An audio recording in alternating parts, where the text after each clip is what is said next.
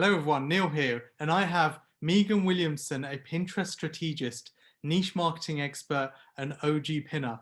Meagan helps overwhelmed and confused business owners learn how to grow their audience with Pinterest. Unlock the power of Pinterest so you can level up and create a constant funnel of leads, sales, and website traffic. Welcome, Meagan. Thank you. Thanks for having me, Neil. I'm excited to chat Pinterest with you guys today.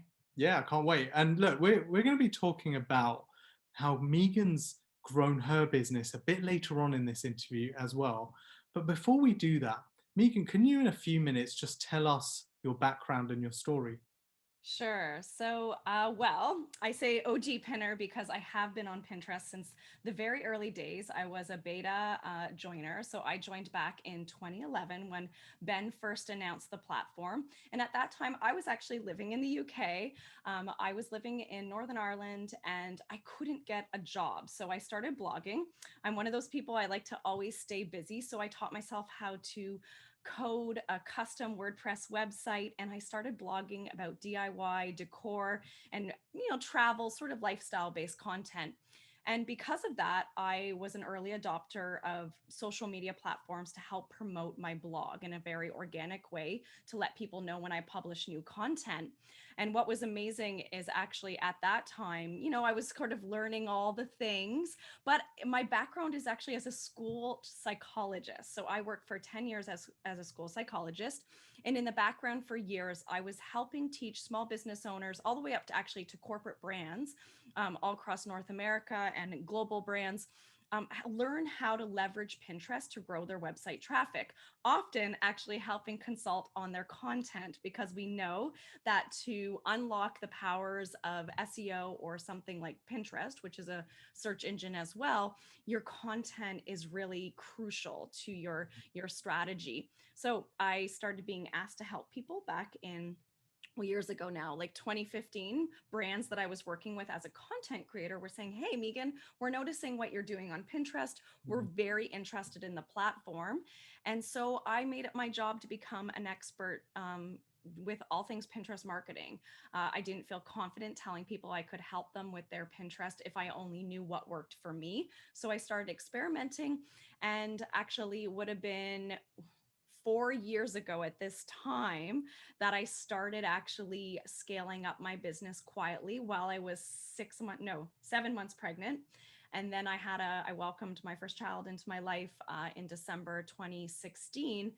And once I was home with him, I was actually quite bored. I loved having a baby, but I just wasn't feeling fulfilled. So when he was 4 months old, I launched a Pinterest marketing agency and I've never looked back. Congratulations. So Thank did you. so you, when did you leave your job?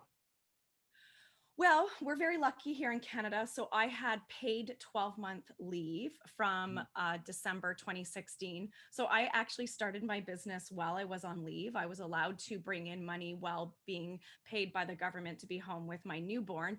So it was actually, I had a safety net of 12 months, but then I actually extended it by 4 months while I was trying to figure out, like, okay, are we doing this? Are Mm. we doing this? I already knew I Is had. this going to happen? Yeah, you know what? It was one of those things, though, that I think when you go to school for a very long time to do what you're doing and we're very successful at it, I had that dilemma. Like, Meagan, you went to grad school for this, you went into $100,000 of debt for this, you were really good at it, you were helping people, impacting families here in Toronto.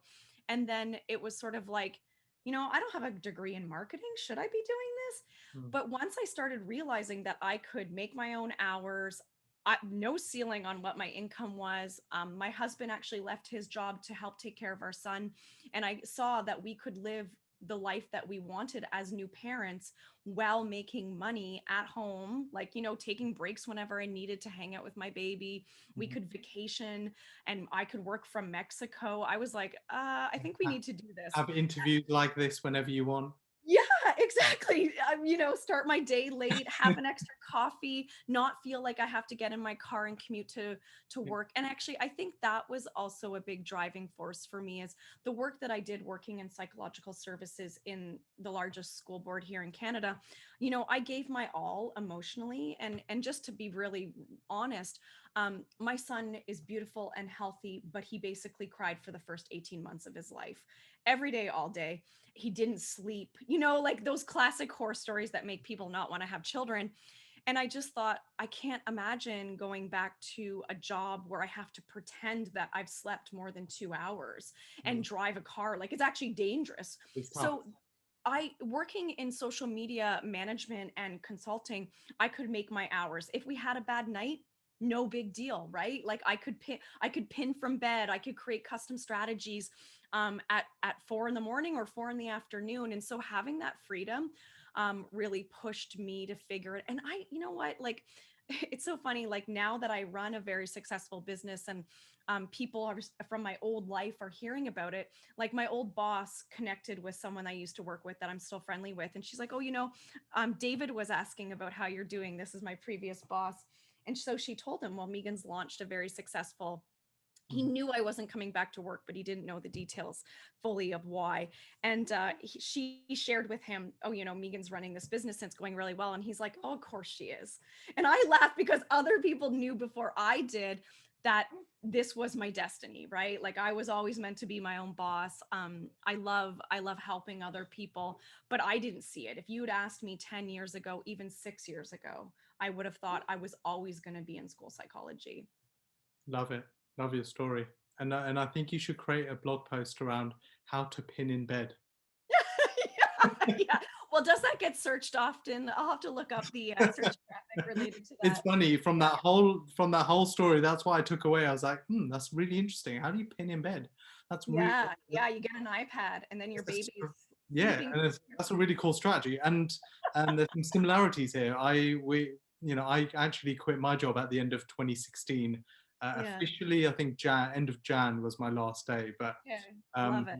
we kind of went through a similar journey, and I resonate with everything you said there. So thanks for Well, sharing that. and I like, knowing a few people who worked in investment banking, especially in London, right? It's like the hours, the stress, and it's like, I think that you get to a certain point in your life where you realize, like, am I working to live or living to work, right? Yeah, And I think that um I had a very great job, that it was fulfilling, and so, I had great hours, but at the end of the day, like, our life was being dictated by the 9 to 4. And well, you work for a school board, so you can only vacation in the summer, and there's not that flexibility.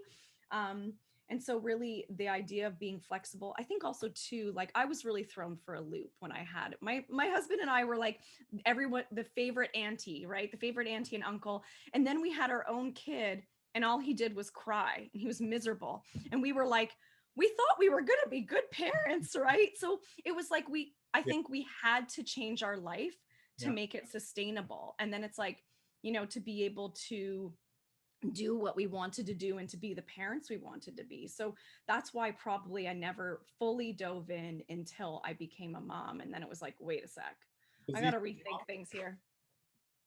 does he still cry? I would say that, so he's almost 4. He'll be 4 in December. He's a sensitive child. So I would say that probably because of his emotional and intellectual development, he is a very aware, very sensitive child. That said, he now sleeps through the night, which is incredible. And I would say that he's becoming more resilient as he gets older, but he does cry probably 2 times more than most. Like, we actually have this like great story about when he was like 15 months old and walking. He fell on a pillow once and cried for 2 hours, and nobody believed me. They're like, no. And we're like, yes, like, that's our kid, like, to a T, right? Until he learned how to walk and talk, it was like he was just tortured. Like, there's nothing medically wrong from him. He was fed, he was like slept, we tried our best, but we were those parents that you see walking outside in a hailstorm with a stroller and a dog at very weird times, because it was just the only way that we got peace.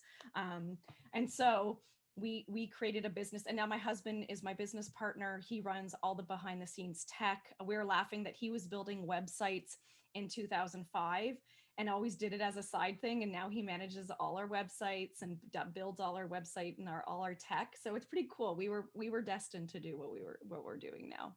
Amazing. And on that note, um, I like the transition towards the tech. Otherwise, we would have turned this into a baby interview. I can get this all the time, and there will be some actually post the interview. Let's have a chat about how you've got your kid to sleep at night, because I think we need some tips. Um, but before I turn this into a baby interview, and for those that actually want this to be a baby interview, just put a comment in the YouTube channel Yeah. comments, and I'll do another interview where we talk babies. I'm sure you could just label it how entrepreneurs survive the early years of having children while growing or starting and a they, business. and they say, you know, the best businesses are the ones that or the best content is the ones that scratch your own itch. Yes. And I would watch that. I would watch that all day long Yeah. for that one little nugget of gold. So give everyone a quick overview of your business. You talk about tech and multiple websites, this Yeah. course around Pinterest. What does your business actually look like? So we've scaled out and diversified how we make our income significantly. In particular, we've had in the last 12 months, and it was planned for a long time, but a big pivot. So I used to predominantly my bread and butter, if you will, were one-on-one Pinterest management. So I got to be very well known in the sort of medium to larger brand presence of a Pinterest manager who wasn't maybe a larger agency where you're not getting the high touch experience. And so I started taking on brands as accounts, about 3 years ago. And while I was doing that, I often had people approaching me who were bloggers, solopreneurs, small business owners who were like, Meagan, I know someone who knows you. I've heard about you. You're top ranking on Google. I would love to hire you. And then when I revealed my price list, it was, oh, that deflated. And so people started asking me if I could produce a course or an ebook. I have to say at that time, I was really resistant and not ready to come out with an e-product. Mostly, I think it was that hesitance because I was worried that the second I would create a course, it would be outdated. Social media moves very quickly, right? The same way Google makes changes. And so what I worried about is how would I keep everybody up to date? And so I started playing around with an ebook. I took, this is like laughable. And anyone who hasn't created a digital product or has created their first digital product, 6 months, worked with a designer for like, I don't even know, the whole time, like spent way too much money creating this ebook. And it was beautiful. And I pre-sold it and it did very well. And then 3 weeks, not even 3 months, 3 weeks after I hit publish and started selling it at full price, Pinterest did a huge algorithm update. Oh man. It was like my worst nightmare became true, but it gave me a chance to really experiment with the digital, more passive side of having something to offer to people who wanted to work with me but couldn't afford my services. And since that time, my current business model is that we have a Pinterest marketing membership. I love the membership model because it allows me to have a dynamic learning environment where I can evolve the content, provide on the spot training. Pinterest does an update. I'm doing a live training the next day to talk about it with my members. And so I have a membership. I do have a course that I sell for people who are beginners in the Pinterest world.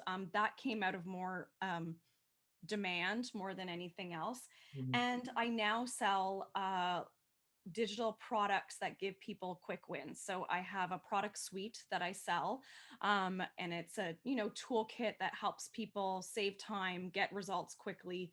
And again, it was always in my plan to roll those out, but I have to say, one-to-one work really tied me up, and I was reluctant to say, to let go of that aspect of my business. Until I finally started saying, okay, well, I have to make space in my day to be able to focus on building out those digital products and creating a sustainable marketing plan for them. So now I have a coaching program where I mentor other people who want to become Pinterest service providers. I love doing that. The digital products, the membership, and then I still do have a few clients that I keep, mostly so I can help see how algorithm changes affect different people. And I love client work. I'll never move away, I think 100% from it, but it's after 3 years in social media management, it's tiring. Mhm. I think we've got a little friend of yours that wants to join you. That's my puppy, Declan. He's 80 pounds of puppy joy at 11 months of age. He's a constant companion for people who, if anyone follows me, dogs are a very big part of my life. I'm a huge rescue dog lover. Love it. So one of the things that I'm sure you've come across a number of times, but one of the things that I come across a lot in the Pinterest space, or whenever we talk about Pinterest Mm. within our team, for instance, Mhm. the number one question I come across is, will it work for this business? Will it Mm. work for my business? And what's your view on that? So what's interesting is, yeah, it comes up a lot, right? Especially when I do interviews or people will reach out to me and say like, I'm interested, my interest is piqued, but I'm not sure if it's a good fit for me. And I would actually, what I do, and this is why actually you and I connecting is so wonderful, because the reality is I actually don't think it depends on the type of business you have, the niche you're in, or the industry. It's dependent on your content. So Pinterest is a search engine, a visual search engine that relies on consistency and your content marketing. So it rewards people just like Google would. It rewards people who are actively contributing to the content world. But we use visual assets to become vehicles for promoting it. So I would say that actually it's businesses who are invested in their content marketing that it's very valuable for. So if there's anyone listening, which I'm sure, or watching, if they're watching your channel, they're invested in their content marketing. They know that it's going to be very helpful for growing their visibility in their business. Then Pinterest is a wonderful place. It's a solutions focused platform where people are, the people who use Pinterest, the users are heading there with intent, just like they do with Google, right? They're searching for inspiration, ideas, solutions to problems they have, and they're very receptive to discovering new people. Where I think Pinterest is not necessarily a fantastic investment of your time or money is if you maybe have an online shop and have 3 products and you have no blog. So anyone who isn't actively invested in aiding their customer through valuable content is going to struggle on Pinterest, especially moving forward. In 2020, we had some massive updates where they have made it very transparent. If you're not publishing regularly and adding what they define, what they call fresh content, it's not going to work, and it's going to be very hard to use the platform and grow on it. Mm. And I guess a couple of questions on the back of that, which is there a particular audience that Mm. that works really well with Pinterest? Um, I'm guessing more females use it Yeah. over males. So, Mhm. what's your views on that? Is there like a almost like a priority industry hierarchy? Like, for instance, let me give an example. So, Instagram, if you're in the beauty space, you just know you have to be on Instagram. It's not even a question anymore. If Mhm. you're a clothing brand, you just have to be on Instagram. If you're a Yeah. travel brand, you just have to be on Instagram. Now, and that was how Instagram started, right? Where if you said visual brand equals Instagram, now it's any brand equals Instagram. Yeah. How does that work for, and how does that apply for Pinterest? Yeah, we find that the largest audience with buying power are middle-aged women. I would say the segment, the people who are spending the most money are women aged 30 to 60. Mhm. That said, we see a huge emerging male market, or who identify as male. And this in particular since the pandemic. Mhm. I know even my own partner, like he's gotten really into woodworking. He's trying to, like, he didn't grow up with a handy father. He got passed on no handy skills. And we bought a cottage, a fixer-upper cottage. And so he started turning to YouTube and Pinterest to find tutorials on, fixing things, how to do things the right way when it came to home renos. And so we see this, and I think he's the perfect example. We see this emerging market of men beginning to use it more and discover, and maybe they're searching for different things. They did a whole article, Pinterest put out a whole article on millennial dads, that millennial dads are, how can I engage my child? What are ways that, father-son bonding, father-daughter bonding? And I find that It's interesting because I had a long discussion with some people in my membership recently because we were talking about actually search and Pinterest. And one woman said, "Well, I've noticed these search results, and I don't think they could be accurate because what does that even mean?" And I don't know if you've heard of this, but there's a movement right now about aesthetics. So and it's actually a young population. Really, it looks like the age group who's using TikTok, so maybe ages 15 to 25.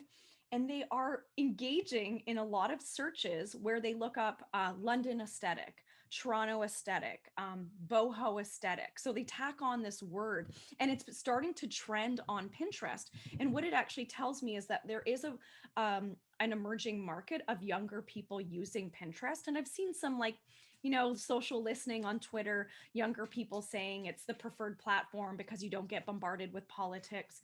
But I don't actually think that they're buying much. They're discovering and engaging with content, especially things that are creative and artistic and beautiful photography. I don't actually think they're spending as much money, but we see all these emerging markets, right? We know that the big areas are beauty, food, home, travel, DIY. Those are the top 5. Now, all the other areas, there's lots of people. There's people building business, starting businesses who are looking up content marketing tips, Pinterest marketing tips, blogging tips, people who are looking up other areas. I find that obviously your volume just goes to a much smaller, but I think it's rapidly growing. Usage, March 2019 to March 2020, usage was up by 60%. So they're quietly growing rapidly, right? Without being like kind of like the underdog. Nobody suspected. They've ousted Snapchat in terms of, top social media platforms being used. And so I think people are realizing as people get sort of frustrated with Facebook ads, frustrated with Facebook communities, they're turning to places like Pinterest to see how they can engage, again, predominantly female, middle-aged women. Yeah. And also, let's just be really real, who makes buying decisions in homes, It's my wife. right? It's often women often, and we know that from, sociology. They often act as the CFO and CEO of the home, right? Like I know that even though I run our business and I'm the the driving force, I'm also the person that makes sure we don't run out of toilet paper. We have the ingredients we need to make our lasagna. That we're starting our holiday shopping. Good way to put it, actually, because I'm often being complained to by my wife, who says, "But why can't you do the shopping this week?" And now I'm just going to say, "But you're the CEO of." Yeah. Hey, listen, it doesn't mean we want to be the CEO, but we had this discussion in our home because my husband is a stay-at-home dad. He does help in our business, but his predominant role is as the primary caregiver for our son Kieran. And it's funny because I work all day and they're around and we have lunch together and we walk the dog together. But one day we ran out of paper towels and he said, "Hey, why don't we have paper towels?" And I said, "I was launching. I was busy. You can order them too." And we for parents and for we are a very modern progressive couple, but at the end of the day, I'm also the person that quietly notices when we're running out of dog food, when we need to order a gift. Hey, it's your mom's birthday. Did you send her flowers? It's just not top of mind for him. And for me, it's like, I enjoy doing those things, although we know that the emotional weight of carrying all those things can be tiring. I'm slightly aware of this door opening with my wife coming in any moment now, because she'll just hear this conversation and go, and then she'll start ripping into this conversation. Yeah. So I was like, is this door about to open anytime soon? But Yeah. but as you were talking about Pinterest, one of the things I remembered was yesterday morning, I went into Google, and at 11 o'clock every day during COVID, roughly 11 o'clock, I will swap with my wife and I'll look after Sienna, our daughter, for maybe half an hour, an hour, just to give her some time. Yeah. And yesterday morning, about 10:30, I went into Google and I was thinking, what do I do with Sienna today? What can I teach? Yeah. So I searched for um, learning games to play with a 3-year-old. Love it. Yeah. And Pinterest was in the top 10 result. And I clicked on the link, I looked at the category, and the image that struck my eye, it took me about 5 minutes to get some interest and something I thought, I would personally be interested in, let alone Sienna. It was more for me, but anyway. Yeah. Yeah. Those activities are always for us, not them. Yeah, yeah. I was thinking from my point of view, for the next half an hour, what could I deal with? And then Yeah. and then I saw this image on Pinterest of just a piece of paper with 4 paintings of trees for each season, and Oh, I love that. was, spring, summer, autumn, winter, and it had the trees, and Mhm. each tree, what summer was green, and spring was yellow, and winter Yeah. didn't have any leaves, and me and Sienna spent the next half an hour painting those 4 trees, and she loved it. And sorry, we cut out there, but we Yeah, I did we, for a we second. basically spent the next 30 minutes painting those trees, and that was on the back of Pinterest inspirations. Yeah. I didn't even realize, because I Well, it's never funny used because you Pinterest. were looking for inspiration, but it also solved a problem for you and provided almost instructional education about how to do it yourself. So it actually ticks all the boxes, right? And then also you're happy because you got something for free that helps occupy your daughter while you're during your time, gives you some focus, but then also, she gets an enriching activity that she gets to do with daddy. And Oh, like that actually is the perfect example yes. of how you should be using Pinterest strategically as a business owner. So say if you were a teacher who sold materials or ways that people can engage their children at home to teach them about seasons, or maybe it was to help Sienna with her fine motor skills or color identification, right? Red, well, I guess when there's no leaves, but green leaves, yellow leaves, like we talk a lot about that. So my son's just a little bit older. And so we talk about what green leaves mean. Like right now, all the leaves, we have proper seasons here. So all the leaves are falling. And he'll say, what's going on? Why are all the leaves turning brown and falling off? And we say, because they're shedding, then they're going to be bare. And then the spring they come back. But as a strategic business owner, that is the perfect thing to think about. And what people really get wrong is they're like, well, I sell a product, I'll just post it to Pinterest. Well, no, think about it. If someone wanted to target you, Neil, they would be thinking about how can I help this dad, right, in a way that gives him the answer. So you got to do a freebie, but think about the next step. If you like that activity, you might go back to that profile and see if they sell some materials that would give you an idea each day of the week, right? On Monday you're going to do trees and tree leaves. The next day you're going to talk about what animals do when it starts to get cold. And if you could access those resources for an affordable price, you're inserting yourself by helping somebody early in their journey when they're searching. And I think that's what people get wrong when it comes to Pinterest is they're like, we've been conditioned. And I think like, this, you in content marketing, it's the same thing, right? I love, I don't know if you've read Kevin Lund, but like I refer to him on a regular basis. He has conversation marketing and the value of content marketing as a business. He's really targeted at the tech community, but I think that he explains it in such a beautiful way that sometimes we've been conditioned like it's all about revenue. It's all, yes, of course, that's why we're in business. But the reality is that when you focus on your customer and what their needs are and how you can insert yourself in their journey and help them, what you're going to do is create loyal, amazing super fans who want everything that you put out, right? Like when you can insert yourself at the beginning of their journey. And that's what Pinterest is like, going. And you're an interesting example though, because you acted right away. Some people will, like, oh, here's an example. Women might spend Sunday looking up 20 of those different activities, but not actually act upon it or click through until a few days later. So they might gather, right? It's the gathering stage. Whereas you went in, you grabbed it, you did it, which is like not typical for a Pinterest user. Typically people are engaging with content today to take an action, especially with paid products, 2 to 3 months later. And I think the content marketing journey is similar, right? It's like, people are reading things today and planning something. And that's where Pinterest is quite different than other social And I platforms. thought what was interesting um, is that it's a search engine within a search engine. So I Mm. didn't actively go to Pinterest, Yeah. Yeah. which is my go-to, and I ended up in Pinterest. Because, Hmm. so if you're going to create content on Pinterest, you also have the ability to be visible on Google. Yeah. I love that. So, and we started talking about, business. So Before we talk strategy around, Mhm. new business owner wants to start up in Pinterest, before we go into that, what are some of the key metrics um, that and goals that Mhm. business owner should really have and consider? Yeah. Everyone knows a business needs to make money, so Mhm. let's avoid that one. But what are more Pinterest specific metrics and goals Sure. that a business? Well, it depends on it depends how people make their money, which is what I ask right away when I'm working with clients or, I'm mentoring somebody and providing strategy. I think you have to know your customer's journey.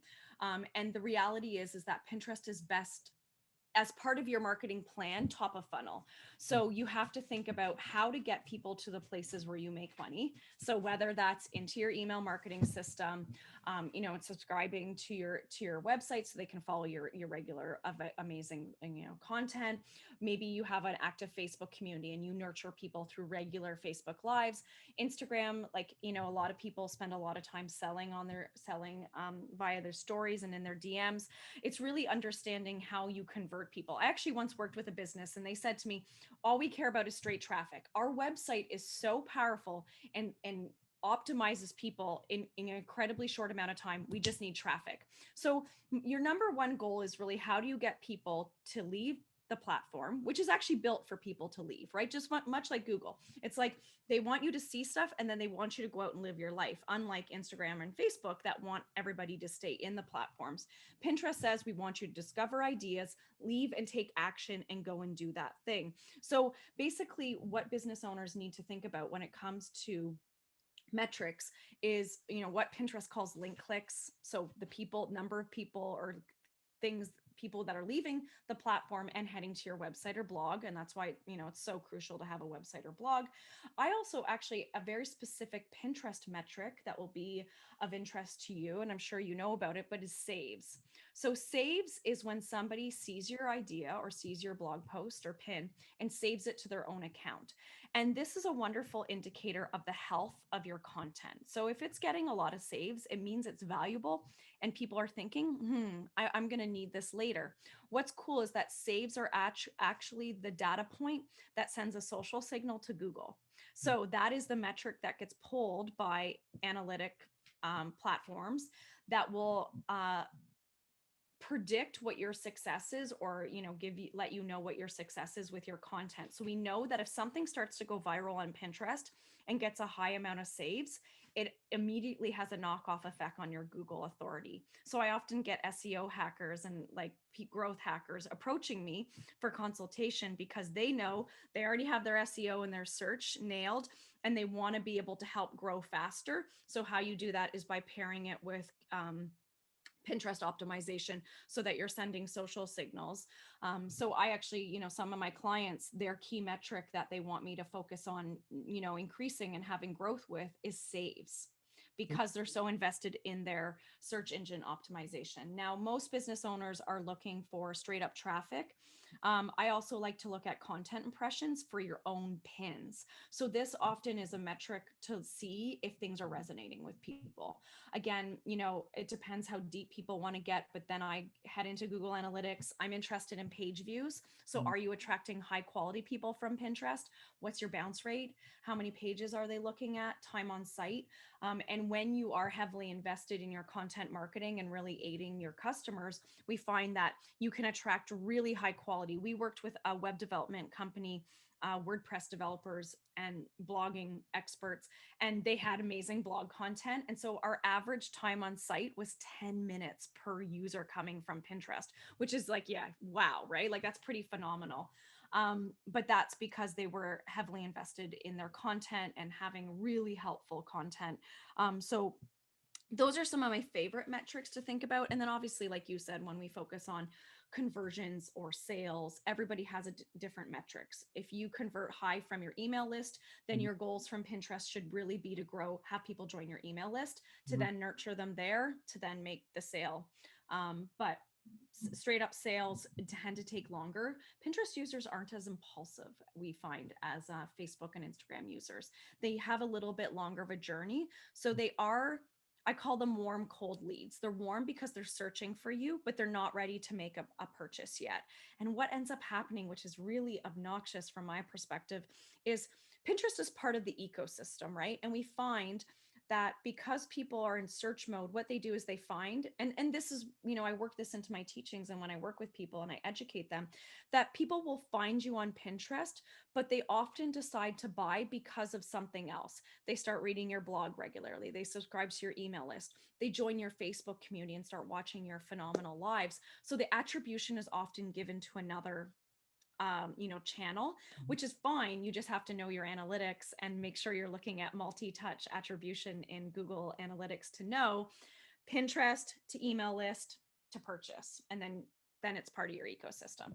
Can I ask you a quick tactical question, actually? So before we talk more strategic, so we, as you know, we're an agency. We help a bunch of clients, and then we also launch our own brands and have our own fund. We recently launched a relationship brand earlier this year, and that's been growing in traffic from Google primarily, as well as social media. Pinterest, we added to the mix about 2 months ago, and someone internally made the argument, because we're producing so much content.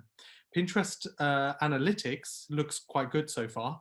It's not huge, but at the same time, we're not experts at Pinterest, so we're still trying to find a good mix. One interesting thing that came up actually a couple of weeks ago, and I didn't know the right answer here, and I wanted to open it up for you, is one of our content strategies is to interview other experts in this relationship brand, and we publish it on YouTube, and they're amazing interviews, and we go in depth, and they're published really well. The question came up around, what do we do with what do we do with Pinterest for this? Do we just like rewrite it as a blog post, which we do anyway, and then we publish it with the interview embedded? But is there something smarter that we could do from a video perspective on Pinterest? Yeah.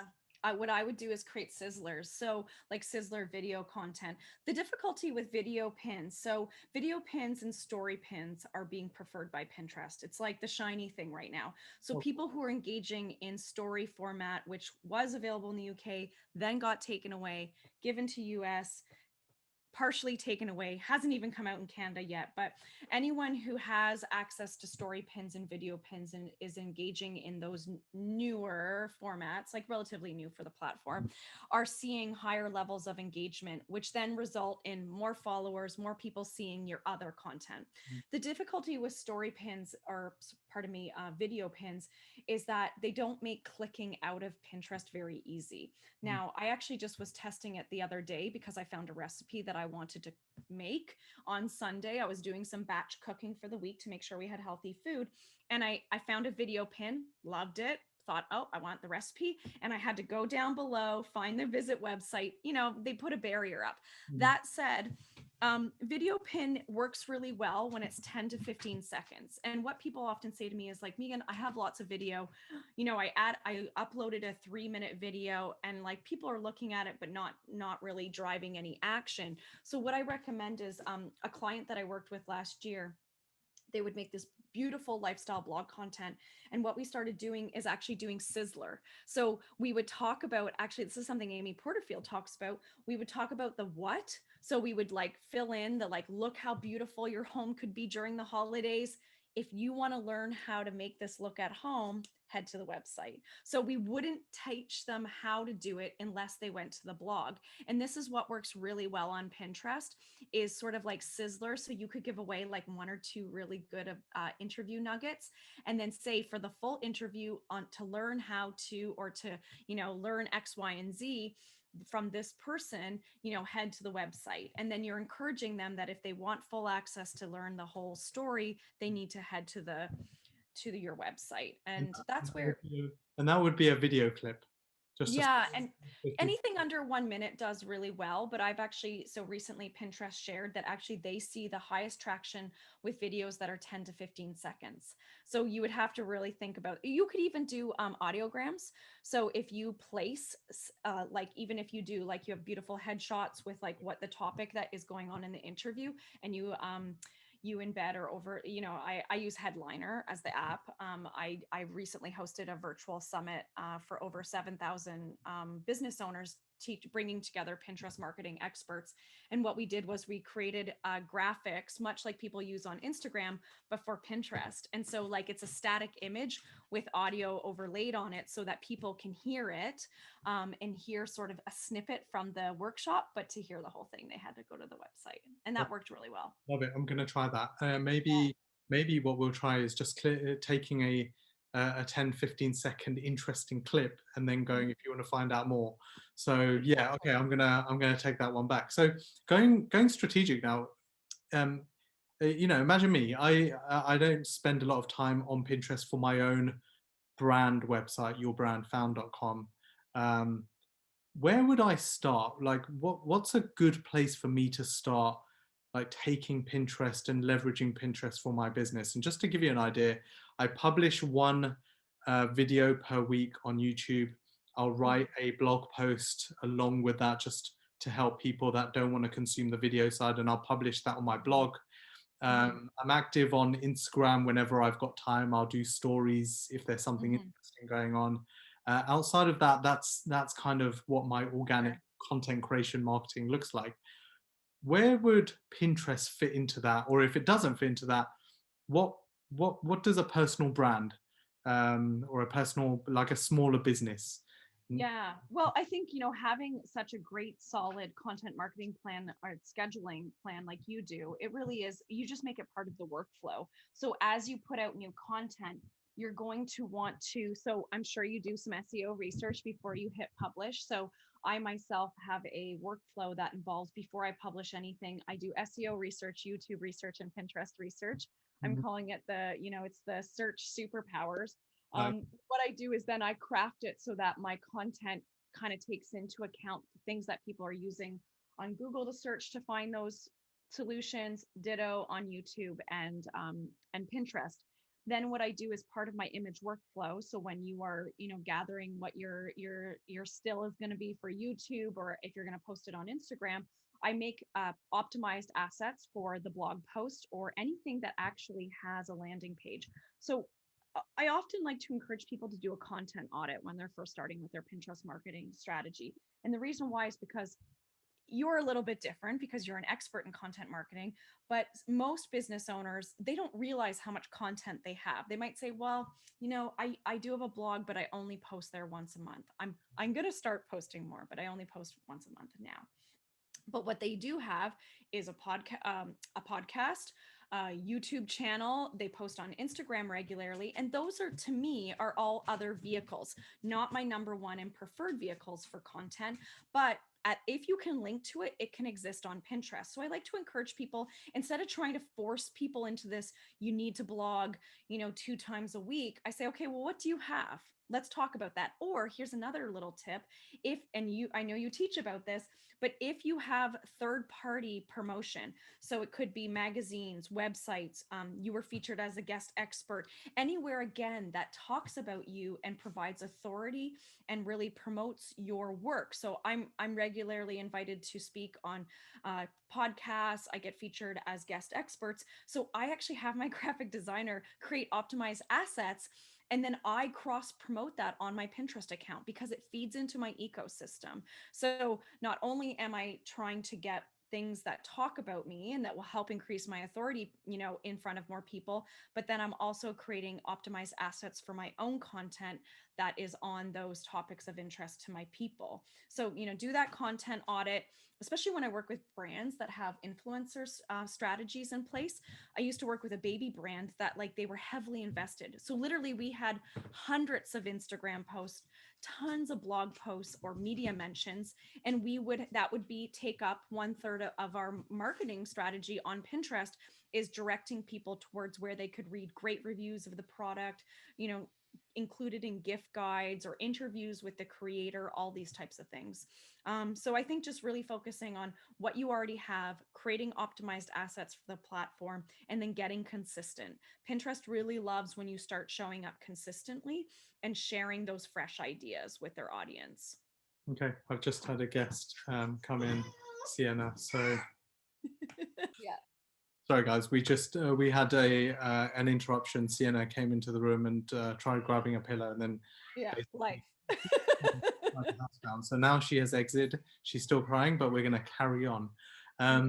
Meagan, I love that. And if I was to summarize this, just tell me if I'm off the mark here. So in my world, I guess, let me use myself as an example.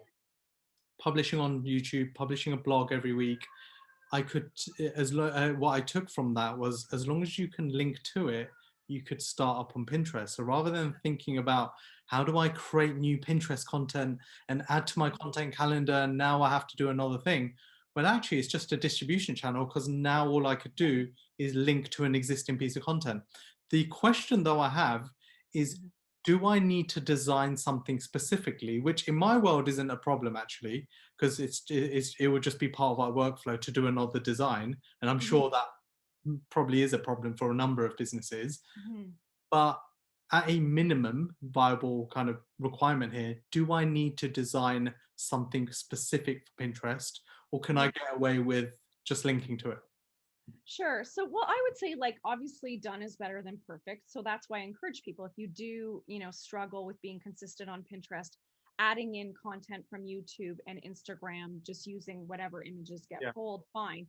What I always struggle with is that people say this, like, I don't want to make a Pinterest graphic, but they have no problem spending 2 hours picking the perfect picture that's a 1-to-1 aspect ratio for Instagram, right? Like, what? Like, or spending 3 hours making a 15-second reel. So what I recommend is that people do invest in making time to create a Pinterest graphic. So you can buy Canva. Who doesn't use Canva? Even agencies do, right?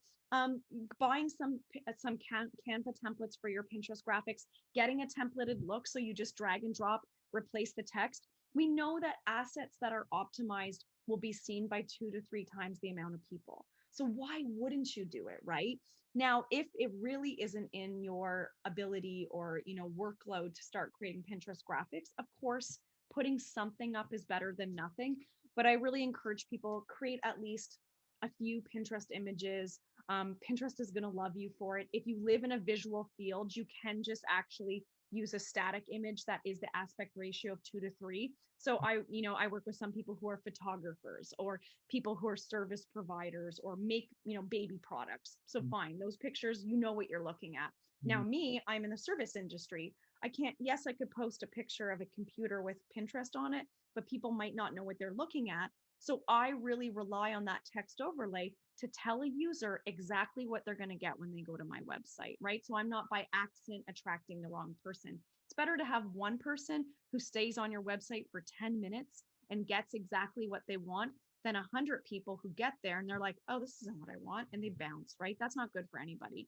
So that text overlay really helps make it crystal clear what people are going to get when they leave Pinterest and go to your website. Got it. Okay, that makes sense. I'm gonna try that out. I'm gonna add that to my workflow and see what happens. Uh, Yeah, so amazing. so let's turn this conversation towards you and your business, and Sure. giving us a flavor of what your business, what it looks like to work with you, whether that's the courses, the one-to-one, which you're doing less of, the Mhm. programs that you've got, your digital products. What's working really well for you? Um, for you growing your audience and growing that funnel of people Yeah, who are coming into buying one of those things. sure. What does that journey look like? It's funny. I get privately a lot of questions about my own marketing plan because people watch what I do. My marketing, it's funny. I think a lot of people can relate to this. Maybe you can as well, Neil, is that I'm really good at telling other people what to do for themselves. And it's like, actually, my friend Monica, who's an email marketing expert, said this. She said, when you're in your own business, you're in a bottle and it's really hard to read your own label. And Yeah. I was like, that really just like shouted at me. And it's true, because I look at, like, I could look at anyone's businesses and say, are you doing this? Are you doing that? You should do this, implement, blah, blah. I look at myself and it's like a constant to-do list. So actually letting go of my one-to-one clients and making a sustainable marketing plan for my own business has been crucial to my visibility. And I often get asked about my own marketing because people will say, and maybe you'll like this, Meagan, I see you everywhere. And it's very intentional. So I use a really, I, I've grown in a way that I've done it. Like, I don't want to exhaust myself. I think sometimes I say yes to too many things, But otherwise, I rely heavily on content. I repurpose.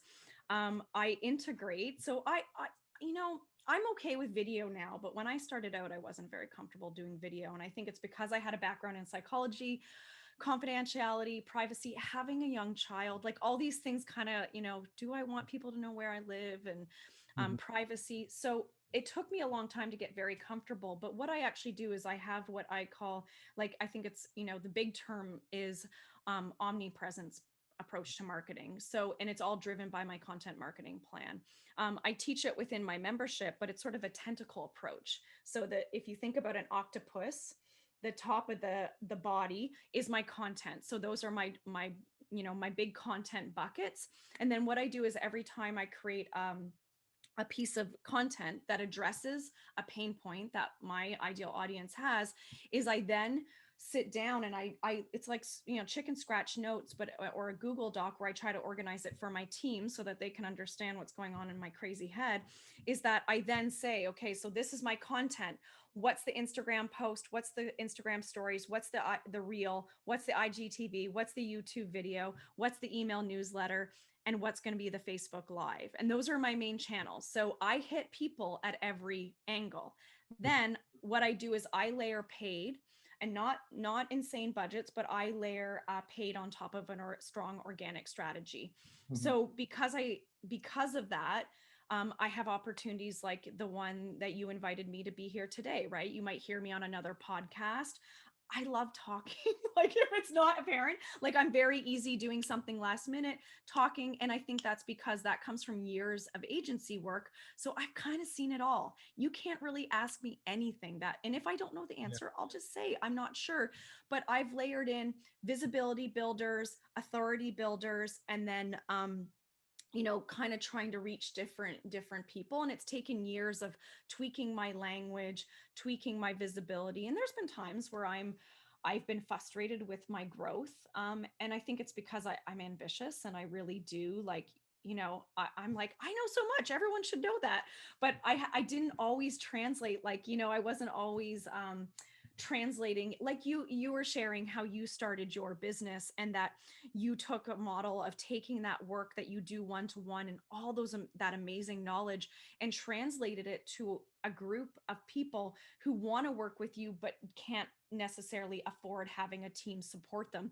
And so, like, that's what I did. So when I started, I took everything I knew from my one-to-one client work and then started teaching other people. But I realized that not everyone knew that I knew as much as I did, because I didn't tell them. I didn't share all that information to position me as an authority. So, I really spend a lot of time, podcast, virtual summits are a wonderful way to get in front of other people. I offer to do master classes for other people's closed communities and courses, because what you're doing is you're leveraging their authority, they say. So you found me from Amanda Genther's podcast. Amanda Genther and I met last August at an in-person event. We said, hey, we have a lot in common. I gave a master class to her membership. She came into my membership and did a master class, and then I was on her podcast. So we've given each other access to our audiences because we have overlap between our audiences. And I do that frequently. I make time every week to teach someone else's audience or share knowledge, because I know if you get to see me in action and you like how I teach, you are interested in what I do, you will approach me. I don't want someone to come to me and then, I'm not a good fit. I can't be everybody's cup of tea. I know that. Like, I have an almost 4-year-old. I have a dog you can see who's walking behind me. I love interview format, but if you're very type A and, I'm not a great fit for you. Right? I'll share everything I have, but what I find is that it really has helped me to look at opportunities. And now I'm very thankful that I'm at the stage of my business where I'm now saying no to people. But what's great is I coach and mentor other women to become Pinterest strategists and grow successful businesses that relate to Pinterest marketing. And now I pass the baton on to other women to have the opportunity to, to snag speaking engagements. That's awesome. So your marketing sounds similar to me in terms of the strategy. I think you're clearly making a bigger play of Pinterest. I'm making a bigger play of YouTube and content on the blog side, but it's very similar. I like the way you think about it, and that's actually how I think about it. Um, where you talk about a central, almost like a hub of topic, and then you've got the various layers, and you're sending out different messages. Mhm. What I find though, so if we look at two layers, you've got your content, like your organic layer here, and then you've Mhm. got your paid layer. The way I think about your content organic layer is that that can almost be broad, and you can create Mhm. content and then you can just share it. But when you're looking at paid, and when I say broad, I even mean where that person then goes to. They're free to go to maybe the YouTube channel, maybe your Yeah. Pinterest. They're free to check out your menu on your website and then maybe go to Mhm. your contact page, or opt Mhm. into to a guide that's Yeah. one of your three guides, for instance. But when you're looking at the paid layer, and I'll be interested to hear your thoughts around this, is Mhm. I feel the paid layer needs to be very specific and Mhm. handhold that person to the destination, right? Yeah. So how do you how do you integrate the two, and Yeah. then if they are, and what is your specific strategy for the paid side? What does that look like? I love that, Neil. So these are things I don't normally tell people because people don't often ask me. I run all my own Facebook ads, and that came out of a big blunder I made. I hired a Facebook ads expert who was highly recommended to me by another very successful, seven-figure membership owner, and I blindly trusted. And I kind of thought, well, she's expensive, but she's had experience, and it actually cost me 25,000 American dollars. What for what period? 3 months of Facebook ads. So that's her cost plus her ad spend. And I had one person sign up for my membership who canceled a week later because she had a baby. So that included the ad budget. 3 months, $25,000. So it was a great exercise. I'm very I'm very very lucky that I didn't, it didn't. I had extra money set aside for this. Did I think I was going to lose that much money? No. So thankfully, I didn't default on my mortgage or my rent or not be able to pay my bills. And so, but what it taught me is that I should never outsource something until I understand it myself. Mm. And the difficulty is she made very big claims, seemed like she knew what she was doing, but the problem is that my funnel wasn't in place. It was a brand new product, we had no idea. And so I really when it comes to Facebook ads now, personally, over the last year and a half since that happened, I have tested everything. And so, what I've learned, and this is what I teach when I work with people in my membership, is you have to know where you convert your people and in what format you convert. So, part of my own learning experience was, well, can I bring them in with a freebie offer, have them join my email list, I nurture them, and then when I launch, they're all going to buy? Mm. No, that didn't happen.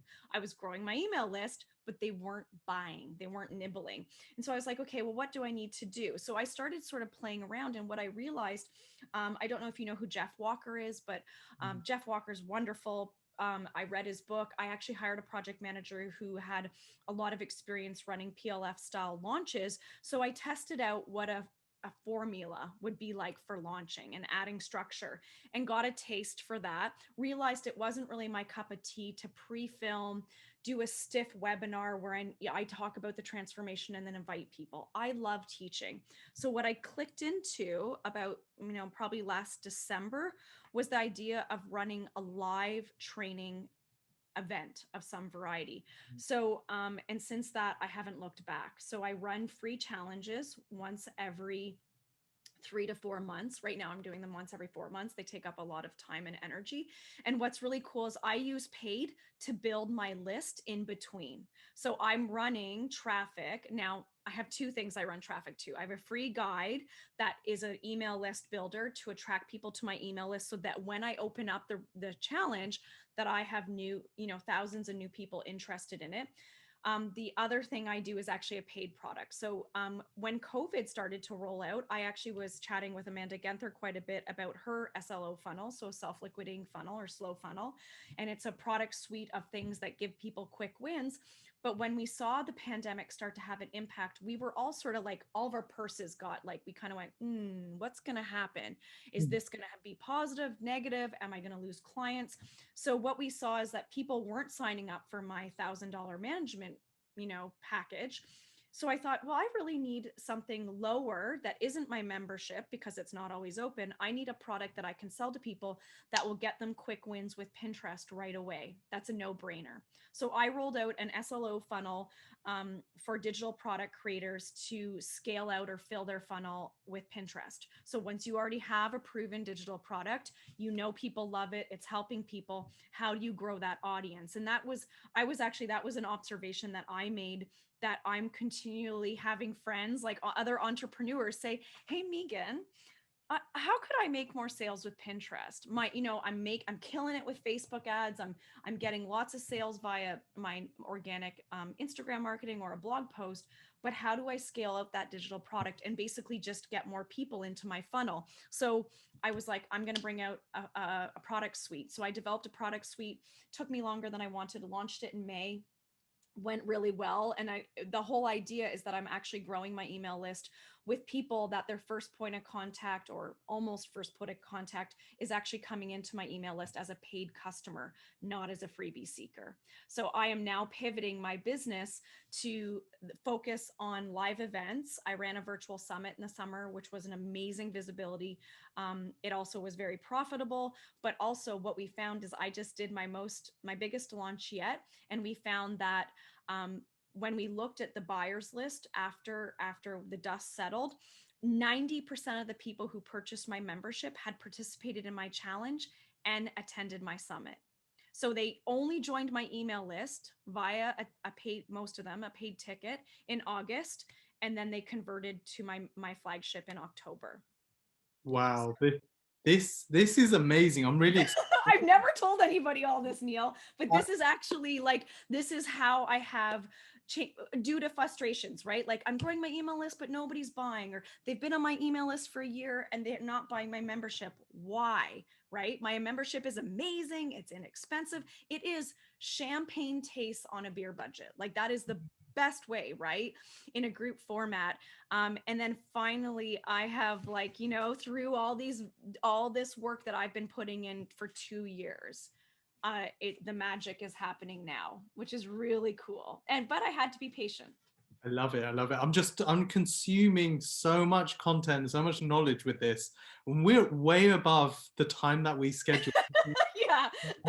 I'm still gonna go if you're okay, because I just for another 5-10 minutes, because I just want to make sure that my brain has distilled this in the information and broken this down. So just want to understand that you've got a small digital product, let's say $27 or $37, Yeah. where you're running Facebook ads to that digital product. They're buying that digital product, and now they're in your email list as a buyer. You're probably hitting them with some emails to educate them, get to know them. Strong nurture sequence. What did you call it? A strong nurture sequence. A strong nurture sequence. I like it. After the strong nurture sequence, you are then offering them to join you on a free challenge. Yeah. Okay, good. And then on the back of that free challenge, and what are we talking? 5 days challenge, 3 days challenge? Yeah, well, I've tested both, Neil. So I ran a 5-day challenge, tested a 3-day, because 5 days is exhausting. Tested a 3-day. I had pretty good results with the 3-day, but I felt that it just wasn't enough time. So I recently went back to 5-day challenge. Interesting. Okay, so you've gone back to exhausting. Okay. Well, I modified it so that the problem is I bring my A game. Like when I do anything free or paid, it's like I will kill, like I'm near death, right, by day 5. But it's because I really feed off live energy, and I like to over deliver. So I think probably a 4-day challenge would be perfect, but nobody runs 4-day challenges. So 5-day worked really well for us. I've just adapted it so it's slightly less exhausting.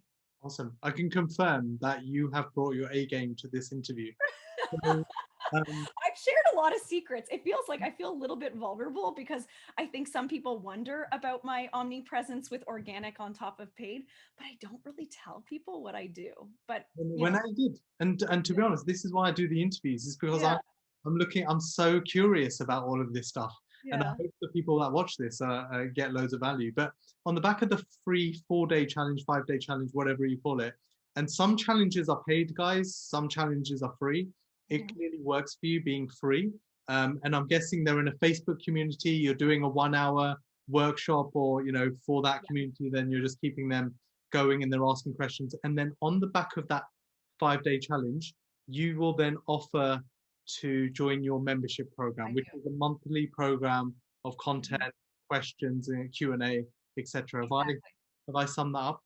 Yeah, that's perfect. Yep. So I lead to a 5-day open cart that I launch on day 3 of the challenge and basically extend that invitation. It's very, very clear. If you have experienced success in this free challenge where I just talk to I teach them for a half an hour each day.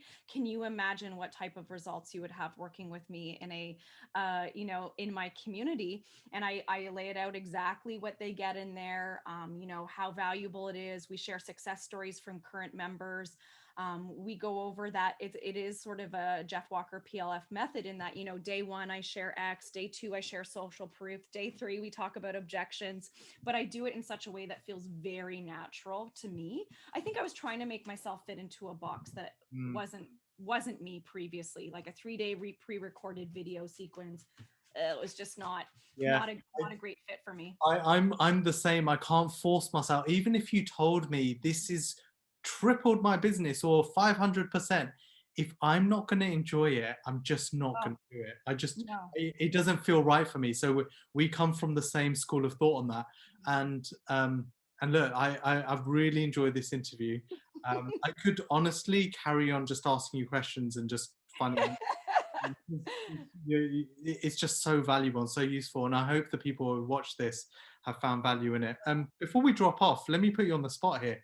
um, Mhm, you've got 4 years of running a business, roughly there or thereabouts. mhm. If you were to speak to your younger self, what, Mm, what are some of the things you would have avoided um, mm. in the early first year or so? You know what? I really avoided committing to messaging. And I wish I had tackled that earlier. I wish it was actually one of the first things I did. So if I had a chance to go back and change something, because I think it is part of just my journey that I had to go through to get to where I am today. But I think that had I committed to my actual customer avatar and who fills me up, and who I love teaching, and who, like, when they ask questions, I'm just like, damn, that's a good question. Yes, let's talk about this. I think because I felt like I could help so many people, I opened up this wide net. And then I wasn't, nobody was actually seeing, I wasn't being transparent about how I could help them because I thought it should be obvious. Oh my goodness, I have these amazing companies that I represent. They trust me. You should trust me too. But I wasn't showing them results. I wasn't telling them the how. I wasn't showing them my framework and why I really am the best in the world when it comes to Pinterest marketing. Like I get people results, listen to me, this is what we're going to work on. And I wasn't transparent about, some of those things because I thought it was just obvious. And so it all had to do with my messaging though. And I think that if I could speak to my younger self, I would have said, Meagan, you need to buckle down and actually decide who you want to fill your community with. And that is actually why I think my recent launch just a few weeks ago was the most successful launch that we've ever had, because I was unapologetically myself. And I laid everything out, and I was very open, said who it was for, who it wasn't for.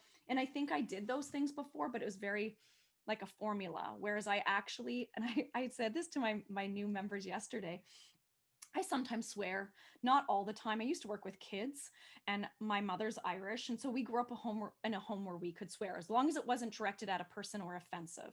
And so I sometimes swear. It's part of who I am. And I actually purposefully swear during my free challenge to repel people who I know aren't a good fit for me. So, but once you're in my programs, I don't swear at all. Like, I have a 4-year-old who's always listening to me, right? But I do it as a way to repel people that I know probably wouldn't like me because I'm not proper. And if I don't like something, I'm going to tell you. Or if I think you're not listening, I'll say, I had to say that to someone in my membership. She did an exercise. She didn't watch the videos fully. She didn't actually implement the way I teach. And I said, you know, Lindsay, the work you're doing is amazing. I can tell that you didn't actually watch the videos. You like zipped through and didn't do the work. You need to go back. And she was like, what? What? And I said, I can tell, like, you didn't listen to what I taught. Because it's who I am. My husband said, he's like, Meagan, like, you're great, but sometimes you have to pretend, right? You have to be polite but I can't help it. If I think somebody could be reaching higher or achieving better or getting better results, I'm not going to be mean, but I really want to get them there. I love it. I love it. So everyone listening, define your identity. Think about your audience and your messaging and get that right. And what's worked for me in the past when I've thought about this is running it past your target audience and just seeing what resonates. Even when we launched our training program, I ran the name past one of our first beta users of that training program. And I try and remember what we called it before. I can't remember, but it was along the lines of influential brand content or something like that, and it just didn't make sense. And the person that actually, we didn't even include brand in it. It was influential program, and she said the way you've actually described this program sounds more like you're building a brand, and that's how we ended up with Influential Brand Accelerator. Well, you did, and you said, give us input, and she told you. Well, no, I think a lot of people don't do that, though. Have you ever read April Dunford? I haven't, but I will now. Okay, so I'm obsessed with her. And you just mentioned, she actually says that's what you need to do. You need to go back to your best fit customer. So she's a Canadian. She started in IBM. So this is her, obviously awesome, is her book, very affordable, Amazon, anyone can order it. And it's about how to nail product positioning so your customers get it, buy it, love it. And she is adamant that you need to go to your best fit customers and ask them what they think, and they will give us that feedback. That name makes me think X. And when you leave things to your customers' imagination, they will insert what they think your product is about, what the name are, like they will make up what that name means to them. And we don't listen enough to our customers. I'm preaching to the choir, right? Like, that is what your content, your product, everything is crucial at really listening to what your customers need and want. And I feel like I should work for her, because I think on a daily basis for the last 2 months, I tell everyone about her. She's just, I'll add it to my book list. So yeah, you ask her for an interview, see if she'll say yes. Exactly. I'll say I spoke to Meagan, and she went on about you for 2 hours of me. So I figured she'll say who? She follows me on Twitter, so maybe I could call her an acquaintance. But well, look, thanks so much for bringing your A game to this interview. I've had a ton of fun.